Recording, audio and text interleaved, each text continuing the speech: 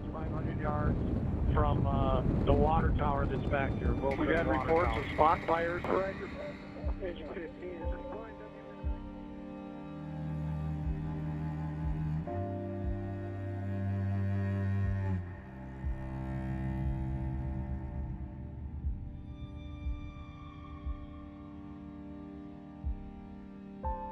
That first day we saw it start just in the Front Range.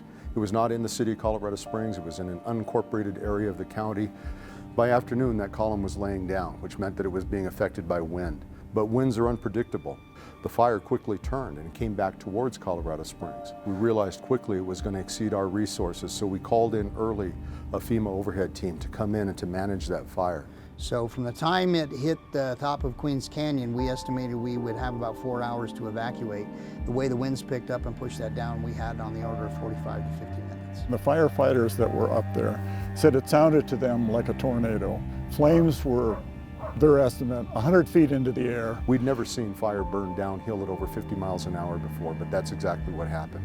And it came right into Colorado Springs, jumped from house to house to house. all companies on There was children playing in front yards, and now tricycles and bicycles on front lawns. I remember watching mothers grab their children and throw them in car seats and throw things into the car as I would drive through and say, "You've got to go now." We are leaving the area. Pull out now. You could smell the smoke, you could taste it. That ember shower was very destructive because we had a lot of wood shake roofs, and we were seeing houses catching on fire within minutes of one another. We had 105 residents of varying degrees of mobility. And that was quite a challenge, as you can imagine. It escalated and came over the ridge line, and we evacuated within an hour all of our residents from the facility. South of this location. It's heartbreaking when you see citizens that are in long trains of vehicles that are trying to evacuate an area with an uncertainty. They don't know if they'll ever get back to see their properties or not. At Chapita Park Elementary. This is something that we have to tackle. We cannot retreat. We have to be here. The community is relying upon us. From engine 9. In Colorado Springs, for many, many years, we've been saying that it's not a matter of if, but it's a matter of when. And so in the early 2000s, we started to look at how do we address that risk? What are we going to do to, number one, identify the problem, and then try to deal with that threat and mitigate those issues. Our fire chief at the time was Manny Navarro, and he came from the Oakland Hills Fire Department, in which they lost a tremendous amount of homes in the early 90s. And so our program was really born off that chief that gave the directive. One of the facets that we have is chipping programs. We have education programs. We have cost share stipend programs. We have code enforcement programs. We regulate and assist with fire code implementation for the city of Colorado Springs. You have to build that education. You have to build the partnership. You have to build that collaboration in order to get all these other facets of the diamond to work. Unfortunately, in 2012, during the Waldo Canyon Fire, we tested our theories, test our mitigation, test our education. How well does our community know about wildfire risk? And we tested their experiences and seeing what they were able to do. And we didn't have a single person that came to us and said, "You never told me about wildfire risk." We didn't have a single person that said that.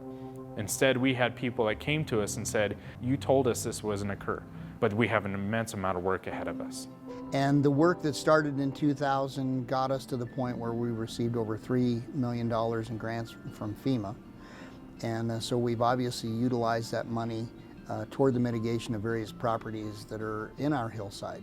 Because we had very old storm windows on the nursing center. They were years old. We obviously want to keep the residents inside. It is safer for them to shelter in place rather than move folks who have mobility issues, health issues. Christina Randall from the Colorado Springs Fire Department said, "Hey, I think you might be eligible for a FEMA grant." And it's a huge deal for us because we're not-for-profit. And there's no way we would be able to afford that without the FEMA grant. With FEMA grants, I think they were absolutely essential to us because homeowners by themselves wouldn't be able to afford the magnitude of the effort that we were starting to envision. We actually mitigated over 100 acres.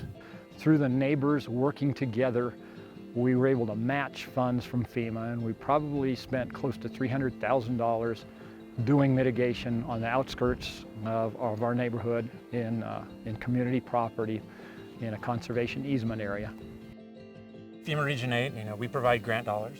We view our programs as one of the cornerstones of a good emergency management program. A community working to build resiliency and build a stronger community is critical before any type of natural disaster occurs. Taking mitigation action has a strong return on investment. I believe the latest numbers are $6 to 1 for every dollar spent in reducing those hazards and the need for response and recovery resources, which after a disaster are so much harder to implement as opposed to taking a mitigation action. Some people fear mitigation as being clear-cutting. That is absolutely what it's not about, because you've got to use that vegetation to hold the hillside in. We do the work and then we come back up and they're like, I can't believe this, it's so beautiful, it looks like a park, we can see the animals now. We see deer where we never saw them before. It was because it was so thick you couldn't even see them.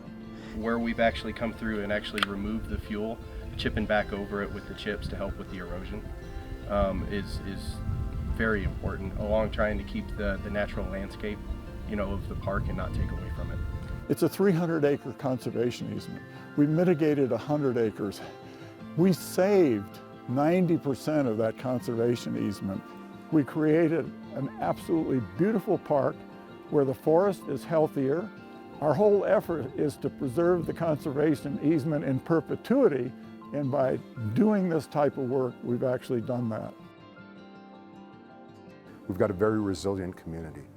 Over 95% of those homes are now rebuilt. People are back reoccupying them. But they're occupying homes that have been better engineered, that are going to be more resistant to wildfire. Some of the breaks in the fuel were created by the landscaping of the homeowners. Trees were separated apart. They had non-combustible materials around the base of their houses. Properly mitigated environment in the work that we do, it protects firefighters' lives.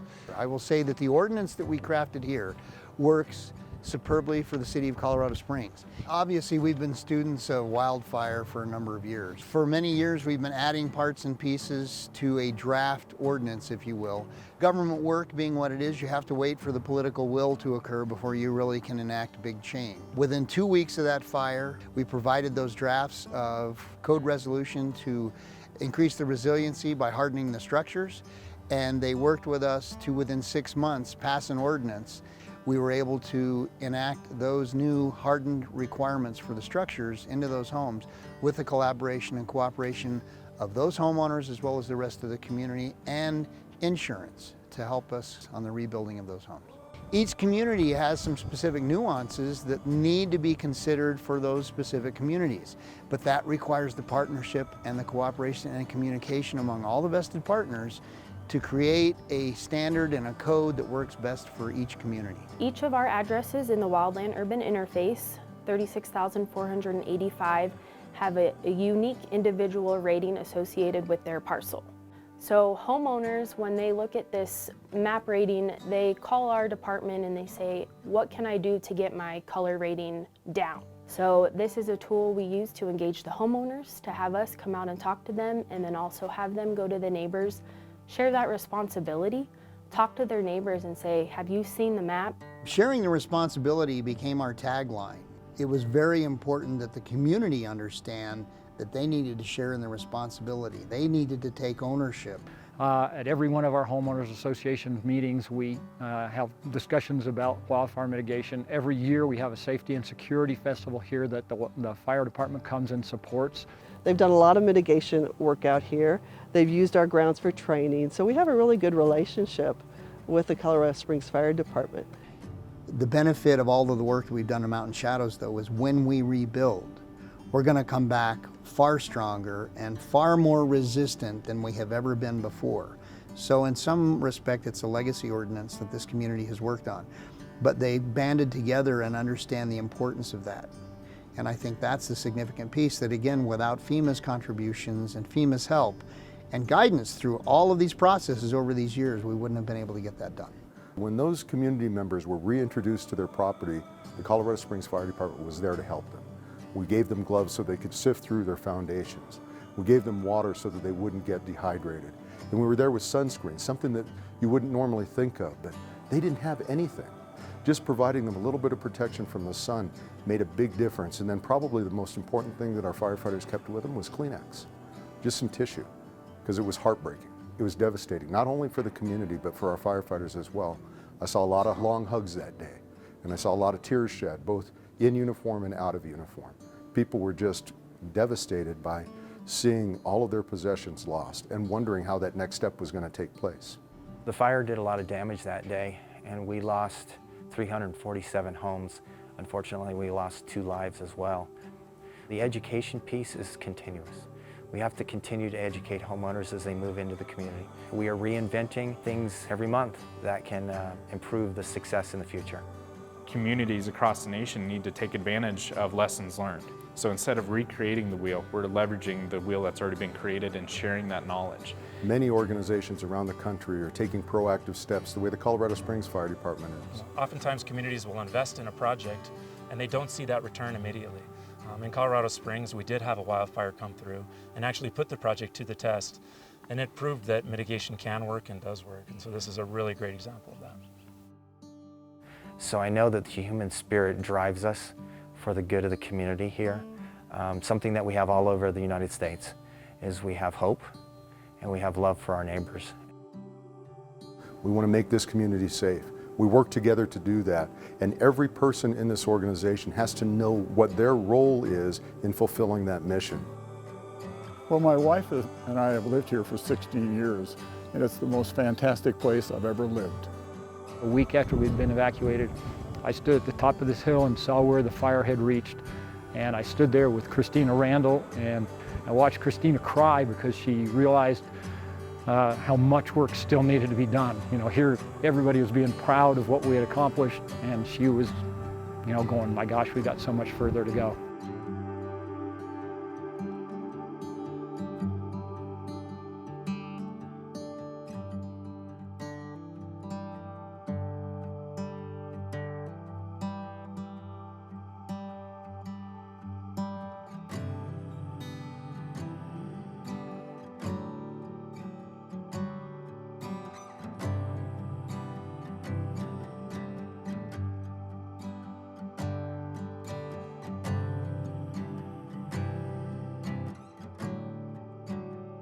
For more on FEMA's Hazard Mitigation Assistance Program and wildfire mitigation, visit fema.gov/hazard-mitigation-assistance. And for additional tips and best practices, including a closer look at the Colorado Springs Fire Department's Sharing the Responsibility program, visit coloradosprings.gov/wildfire mitigation and colorado.gov/DHSEM.